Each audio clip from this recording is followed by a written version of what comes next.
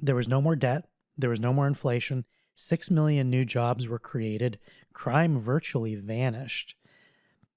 Claims of all crime disappearing aside, it doesn't seem like it's accurate that Germany had no debt. All sources seem to indicate they had massive deficit spending, and the idea that what was going on was sustainable is just totally false.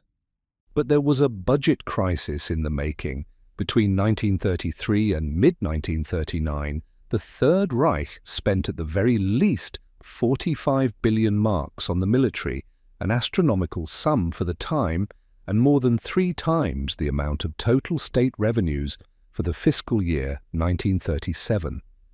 Consequently, by August 1939, the national debt had reached 37.4 billion marks. The re-employment of millions of jobless and the rearmament of German military forces had been financed by borrowing gigantic sums of money. Even Goebbels, who otherwise mocked the government's financial experts as narrow-minded misers, expressed concern in his diary about the exploding deficit. In January 1939, the directors of the Reichsbank sent a letter to Hitler calling upon him to intervene. The unlimited expansion of state expenditures flouts every attempt to draw up an orderly budget. It has brought state finances, despite the drastic tightening of tax legislation, to the brink of collapse and threatens now to destabilize both the national bank and the currency. No financial recipes or systems, no matter how ingenious or well thought out, and no institutions or set of fiscal mechanisms can suffice to rein in the disastrous consequences of unbridled deficit spending on the currency. No national bank is capable of propping up the currency against the inflationary spending policies of the state. And this isn't even considering Germany increasing its debt by over 1,000% during the war. They got rid of the currency that they'd been using because it was based on a central bank. They created their own currency that was not fiat currency, and it wasn't backed by gold. It was backed by German labor. And so the way it worked, a German who in many cases was unemployed, because at some point unemployment reached 50% in Germany, you could do labor on behalf of the German government, and you would be paid in these labor-backed marks that you could then go spend on other things. And so 100% of the wealth represented on paper was backed by work. Germans working for Germany, producing things in Germany.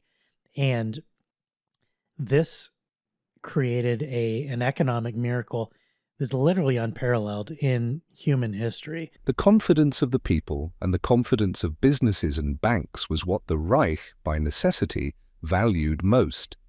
Even though there were food and import shortages, they were never so severe as to put the country at risk of starvation.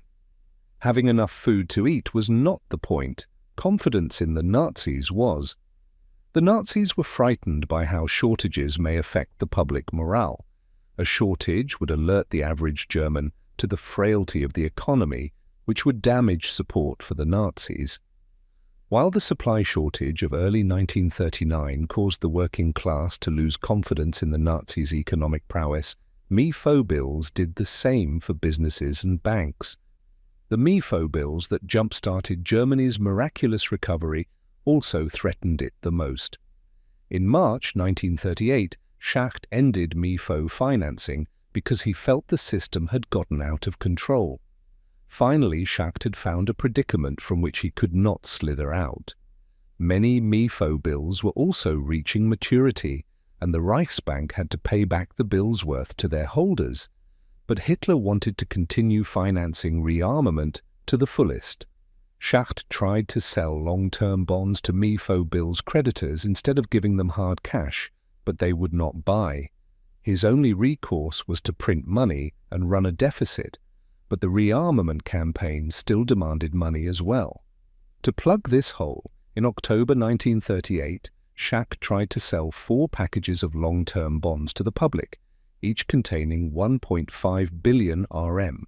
Surprisingly, private savers and insurances funds bought the first 3 packages, but the 4th one suffered a massive failure in late November after Schacht introduced it. The financiers of the Nazi economy had lost confidence a couple of months before the workers did, at the start of 1939. The deficit likewise rose enormously in this time, though it had been increasing at a healthy pace previously. Schacht told Hitler that spending on the military would have to be cut, or incredible inflation would ensue. Instead of listening to Schacht, Hitler fired him, electing to replace him with a loyal deputy named Walter Funk. Hitler instructed Funk to get prices, wages, and the foreign trade debacle under control using whatever means necessary. A short, obsequious letter written by Funk to Hitler regarding the status of the economy in mid-1939 highlights the stark difference between Funk and Schacht as protectors of the German economy. Funk would do whatever Hitler demanded, regardless of the havoc it would wreak.